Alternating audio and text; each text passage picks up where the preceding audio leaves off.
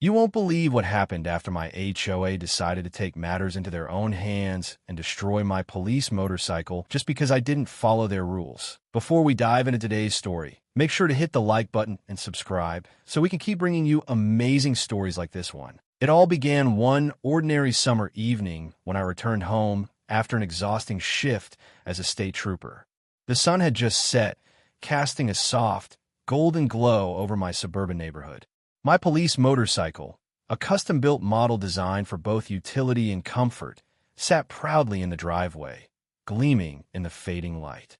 I had invested years of hard work into obtaining that bike, sacrificing weekends and overtime shifts to save enough money. To me, it wasn't just a machine. It represented my commitment to my job and my community. Riding it felt like an extension of myself, a symbol of the work I did each day to serve and protect. But that evening, something felt off. I couldn't put my finger on it at first. As I pulled into my driveway, I noticed a small group of homeowners standing by the curb. Their attention was fixed on my bike. At first, I thought they were simply admiring it. After all, it wasn't every day that you saw a police motorcycle parked in a suburban neighborhood. However, as I parked my own car and stepped out, I overheard one of them whispering, "That thing doesn't belong here." The comment was vague, but unmistakably judgmental. I was taken aback, unsure how to respond. These were my neighbors, people I'd interacted with casually, but had never really gotten to know on a personal level. They were all members of the Homeowners Association, HOA, a group that seemed to take pride in micromanaging every aspect of the neighborhood, from the color of the mailboxes to the height of the grass in the front lawns. I had always been a bit wary of the HOA's overzealous tendencies, but I had never encountered any issues with them until now. I tried to dismiss it as a passing comment, assuming it was nothing more than a passing grievance. I didn't want to make waves, so I went inside, grabbed a drink, and settled in for the night. But as I relaxed, the words I overheard kept repeating in my mind. I tried to shake them off, but they lingered like a bad taste in my mouth. Was there something wrong with my bike? Was I in violation of some obscure HOA rule that I didn't know about? The next few days were uneventful, and I began to believe it was just a fleeting annoyance. That was until I came home late one evening. The neighborhood was quiet, too quiet. As I rounded the corner of my street, I saw a flicker of light, faint but unmistakable. My heart skipped a beat. It couldn't be, but it was. The sickening scent of burnt rubber and metal reached me long before I turned into my driveway. There, in the place where my pride and joy had once stood, was nothing but a smoldering pile of charred remnants. My motorcycle, my livelihood, reduced to ashes. It was beyond words. The flames had been extinguished, but the damage was done. I stood there frozen for a moment, in disbelief. Was this real? Had someone seriously done this to me? I didn't know how to react at first. Anger was the first emotion that flooded me. Then confusion, disbelief, and a deep sense of violation. This wasn't just vandalism. It was something more. It was a personal attack. The bike had been my escape, my daily companion. It was a symbol of my dedication to public service, my identity as a law enforcement officer. The thought that someone who lived right here in my community, could do this was incomprehensible. I immediately contacted the police, though part of me already knew that the investigation would be difficult. Whoever had done this had made sure to cover their tracks. There were no witnesses, no signs of forced entry, nothing to suggest who might have been responsible. But there was one thing that nagged at me: the HOA. They were the only ones who had expressed a problem with my motorcycle being parked in the driveway. Could they have been involved? I had always assumed that the HOA members were just overly strict about minor details, but this was different. This was criminal. As the hours passed and the police arrived to take statements, I couldn't help but replay the overheard conversation in my mind. That thing doesn't belong here. Were those words more than just idle chatter? Had they been a warning of something more sinister? The more I thought about it, the clearer the connection seemed. The HOA had a long history of enforcing their rules with an iron fist. They would fine residents for the smallest infractions, such as an unkempt lawn or a fence that didn't meet the exact specifications outlined in their regulations. They were always watching, always looking for someone to blame. My motorcycle had been the latest target. At first, I couldn't believe they would go this far. But as I spoke with other neighbors, some of them mentioned overhearing the same conversations I had. It seemed like the HOA had decided that my motorcycle was an eyesore, a violation of the community's rules. They had never bothered to approach me directly.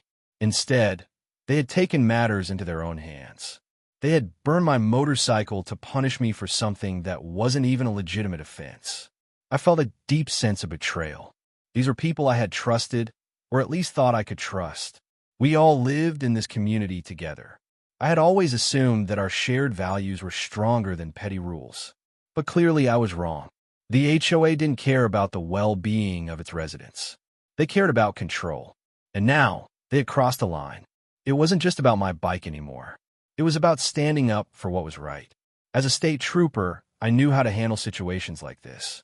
I wasn't going to let this crime go unpunished. But the more I thought about it, the more I realized that this wasn't just a simple case of vandalism. It was an act of intimidation, an attempt to silence me. The HOA had assumed that because I was a law enforcement officer, I would be intimidated, that I would back down and accept their rules without question. They had underestimated me. I was determined to make them pay for what they had done. I started gathering evidence. I reviewed security footage from my neighbors' cameras, interviewed witnesses, and even started combing through HOA records. Slowly but surely, the truth began to unfold. I found that the HOA had a long-standing history of harassment against residents they deemed non-compliant. They had targeted people for trivial reasons, issuing fines for things as insignificant as a misplaced trash can or a faded mailbox. It became clear that my motorcycle was nothing more than an excuse for them to assert their power. But what they didn't know was that I wasn't just any resident. I wasn't someone who would roll over and accept their arbitrary rules. I was a state trooper, and I was trained to fight for justice. I wasn't going to let this go. With the evidence I had gathered, I filed a formal complaint against the HOA. I took the case to the local authorities, and soon enough, an investigation was underway. As the case progressed, the truth came to light. The HOA members had indeed been responsible for the destruction of my motorcycle, and they had done so with malicious intent. They had taken the law into their own hands, believing they could get away with it. But they hadn't counted on me. As a state trooper, I had the knowledge and resources to take them down. It wasn't just about getting justice for my motorcycle. It was about sending a message. No one, not even the HOA, was above the law. In the aftermath of the devastating destruction of my motorcycle, I was consumed by a singular thought. How could this happen? Who would do something so cruel and so personal to me? As a state trooper, I had seen my share of crime and injustice, but this felt different. It wasn't just about a stolen vehicle or petty vandalism. It was an attack on something that symbolized everything I stood for. My motorcycle wasn't just a means of transportation. It was a tool that represented my duty to protect and serve. Whoever had destroyed it had to pay the price, but I wasn't going to let my anger cloud my judgment. I needed to approach this investigation like a professional, and that's exactly what I did. The first thing I did was collect all the evidence I could find. While the police had already done their initial report and left, I knew that the investigation would likely stall without a push. This wasn't a routine crime, and I wasn't about to let the people responsible slip through the cracks. As I looked around the site where my bike had been burned, I noticed something strange. The area was clean, almost too clean. It didn't look like the scene of a random act of vandalism. There were no signs of struggle or broken windows, and no tire marks leading away from the scene. It was as if whoever had done this knew exactly what they were doing. It wasn't just a spur-of-the-moment crime. It was calculated. The first lead I followed was the security footage from my neighbors. Fortunately, a few of them had cameras that had captured the moments leading up to the fire. I knew that if the HOA or any of its members were involved, there was a chance they might have been caught on camera. The footage from my neighbor, Greg, was the most promising. It showed a black SUV creeping slowly down the street, almost stopping directly in front of my driveway before driving off at a higher speed. I froze when I saw it. The timing matched the night of the fire perfectly. Whoever was in that SUV was there when my motorcycle was set ablaze. The vehicle was an immediate lead, but there was one major issue. I couldn't make out the license plate or see the driver's face. Still, the footage was enough to make me believe that the crime wasn't random. I had a gut feeling that this wasn't just a random act of vandalism. The HOA had been very vocal about my motorcycle in the past, so they immediately came to my mind as a possible suspect. The HOA, with its strict rules and overzealous enforcement of them, had a reputation for being hard on people who didn't follow their ideals of suburban perfection. I had always been a little uneasy with their constant scrutiny of the neighborhood, but I had never thought it would escalate to something like this. My next step was to dig into the HOA's records. I knew that all their meetings and decisions were supposed to be documented, and I figured that if there was any evidence linking them to the crime, I would find it there. I managed to obtain a copy of the last several meeting minutes. As I sifted through the pages, something caught my attention. There was a recurring mention of unsightly vehicles, specifically motorcycles. There were several complaints from residents about large, bulky vehicles taking up space on driveways, and it seemed like the HOA had been trying to enforce stricter parking rules. I had a feeling that my bike had been singled out as part of a larger, ongoing issue. But the clincher came when I came across a set of minutes where a woman named Barbara, a particularly vocal board member, had spoken passionately about getting rid of vehicles like mine. She had referred to them as eyesores that detracted from the aesthetic quality of the neighborhood. My motorcycle had made it onto her radar. At that moment, it became clear this wasn't just about my bike. This was about control. The HOA was using its authority to impose its vision of what the neighborhood should look like, even at the expense of fairness and reason. They wanted conformity, and I had been a thorn in their side. I spent hours poring over the records, and I found several instances where Barbara had pushed for action against those who refused to comply with her view of how the neighborhood should be. She was relentless, and it was clear that her obsession with maintaining a perfect environment had led her to target people like me. But I needed more proof. The written minutes and complaints weren't enough to definitively tie Barbara to the crime. I wanted to know who was behind the actual destruction of my bike, not just the motivation. So I took a different approach. I spoke with my neighbors, those who had been harassed by the HOA before. Many of them had been fined for minor violations or had received threatening letters, but none of them had ever been given a chance to contest the fines or speak up in meetings. It was a common story. Arbitrary rules were enforced, fines were issued without warning, and residents had no recourse. It was clear the HOA board had a history of overreach and abuse of power. One of my neighbors, Carol, told me that she had once overheard a conversation between Barbara and another HOA member where they discussed how to deal with residents who refused to comply with their arbitrary rules. Carol had been walking her dog at the time and had stopped to listen. According to Carol, Barbara had said that some people just need to be taught a lesson. The way she said it sent a chill down Carol's spine, and I could sense it was more than just idle talk. Barbara had made it clear that she didn't want to simply issue fines. She wanted to make an example of people who dare to challenge her. I was starting to see a clearer picture. The HOA wasn't just about rules. It was about power. And Barbara had taken it upon herself to enforce that power by any means necessary. I knew that to connect Barbara to the actual crime, I needed something more tangible. I decided to dig deeper into her personal life. I contacted a few local businesses that might have records of her purchases, habits, or even information on her vehicle. That's when I stumbled upon something big. Barbara owned a landscaping company, and the black SUV I had seen on the security footage was registered to that business. After running the license plate, I confirmed it. The vehicle belonged to Barbara herself. This was the breakthrough I had been waiting for. Now I had proof that Barbara had been in the area around the time of the fire. It wasn't definitive proof that she had committed the crime, but it was enough to get the investigation moving. With this new evidence, I reached out to my colleagues at the police department. They helped me gather more information about Barbara's business, her vehicle, and her connections within the HOA. It quickly became clear that Barbara wasn't just an innocent bystander in all of this. She had orchestrated the whole thing. The black SUV was seen again near my house on the night of the fire, and after further investigation, it was revealed that Barbara had been in the area around the same time. The more I connected the dots, the more it seemed like Barbara had been the mastermind behind the destruction of my motorcycle. She had used the HOA's power to intimidate and target people who didn't fit her idea of a perfect neighborhood. And when I didn't comply, she had taken things to a dangerous extreme. With this new evidence in hand, I filed a formal report and pressed charges.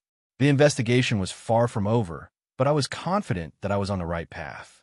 As a state trooper, I had dedicated my life to seeking justice, and I wasn't about to let the HOA's abuse of power go unchecked. I wasn't just fighting for my motorcycle. I was fighting for the integrity of my community. This wasn't just about one person's pride and joy. It was about standing up against those who thought they could get away with breaking the law just because they had power. Barbara had underestimated me, and now she was going to pay for her actions. The truth was coming to light, and justice was within reach. The moment of confrontation with Barbara was not one I took lightly. After months of investigation, the pieces of the puzzle were finally coming together. It was clear that Barbara had orchestrated the entire scheme to destroy my motorcycle, fueled by her obsessive desire to control the neighborhood with the HOA's draconian rules. But despite everything I had uncovered, I knew I had to be cautious. Confronting someone with so much power and influence was never easy, especially when that person had been using their position for personal gain. Barbara's involvement in the crime was undeniable, but it was also clear that she would do everything in her power to deny it. The investigation was heating up, and I could feel the tension building. I had already gathered solid evidence linking her to the crime. The black SUV, the security footage, the connection between her business and the night of the fire. But I still needed to confront her with the facts. I had to be sure before taking the next step. The decision to confront Barbara directly was not one I made lightly. I knew the situation could escalate quickly, and it was essential to approach the matter carefully. As a state trooper, I had been trained to handle confrontational situations, but this was personal. My motorcycle had been destroyed, and a part of me wanted nothing more than to hold her accountable for what she had done. However, I understood the importance of patience and evidence, two things that had served me well in my career. The night before the planned confrontation, I went over everything again. I had the evidence, I had the motives, and I had the witness testimony. Now it was time to make it official. I called my superior at the state police to inform him of the case's progress and told him about my plan to speak with Barbara. My superior agreed that I should proceed with caution and assured me that they would be ready to back me up if things got out of hand. I felt a sense of relief knowing that I wasn't alone in this, but I also knew that this would be a pivotal moment. The following day, I set up a meeting with Barbara under the pretense of discussing some neighborhood issues. I knew she wouldn't suspect anything, given how much she trusted her authority within the HOA. I arrived at her office, the small landscaping business she ran from her home, early in the afternoon. The air was thick with the scent of freshly cut grass and soil, a stark contrast to the tension I felt. I greeted her with a cordial smile, keeping my demeanor calm and professional. But inside, I was bracing myself for what was to come. I opened the conversation with a few small pleasantries about the neighborhood, about how things had been quiet lately. She was friendly at first, speaking in that condescending, fake-friendly tone that made my skin crawl. But I could tell that she was on edge, as though she knew something was off. I didn't waste any time. I cut straight to the point. Barbara, I began, I've been investigating the incident involving my motorcycle. I've gathered quite a bit of evidence, and I need you to explain why your vehicle was seen near my home the night my bike was destroyed. Barbara's face immediately shifted. The smile that had been on her lips moments ago faded into a tight, defensive frown. She stiffened, crossing her arms over her chest as if preparing for battle. I don't know what you're talking about, she said, her voice tense. I wasn't anywhere near your house that night. I'm sure there's been some mistake. Her words were calm, but the crack in her voice was unmistakable. I could see the nerves underneath her carefully constructed facade. I wasn't surprised. She had been trying to keep her tracks covered for so long, but now the truth was closing in. I took a breath and continued. I have footage of your vehicle near my home. I also have a report showing that your business owns the black SUV. It was seen at the scene the night of the fire. And there's more. Witnesses saw you discussing the issue of my motorcycle with other HOA members. You've been vocal about your feelings towards my bike, haven't you? Barbara's eyes widened slightly, her expression momentarily betraying the calm exterior she had so carefully maintained. She shifted in her chair and glanced nervously toward the window, as if considering an escape route. But there was no running now. She was trapped, and I knew she knew it. I leaned in slightly, trying to convey a sense of calm authority. "I've done my homework, Barbara.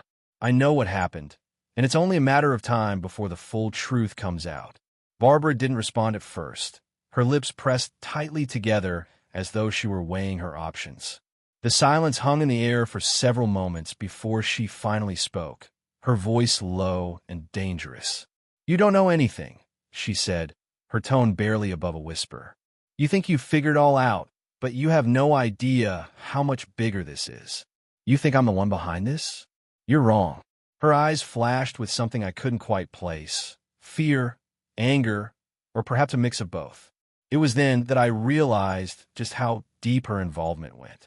This wasn't just about my motorcycle. This was about her control over the neighborhood, her attempt to assert her power, and her unwillingness to let anyone challenge her authority. Barbara was no longer just a person trying to enforce HOA rules.